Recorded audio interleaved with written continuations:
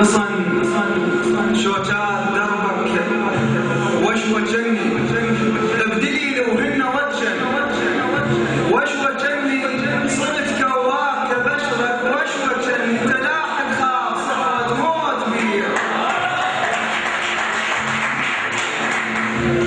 من مدينة الحضارة والأصالة، من مدينة الأدب والتاريخ، من بابل الحبيبة، أدعو الشاعر خالد القاسمي إلى المنصة.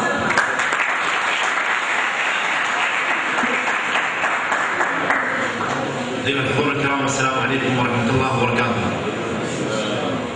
طبعا كل شرف والف تحية شعراء الشامية وأهالي الشامية، والأستاذ معا أستاذ قاسم، أستاذ بشار، أستاذ صادق، أستاذ سلام على الدعوة.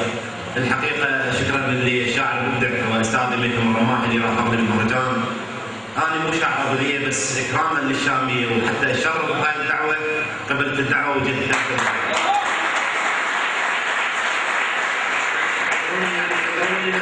خيالي بالأبدية، أنا مو شاعر أبدية.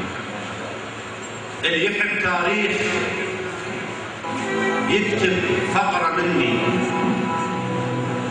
اللي يحب تاريخ يكتب فقرة مني، اللي يعوز ضلع ياخذ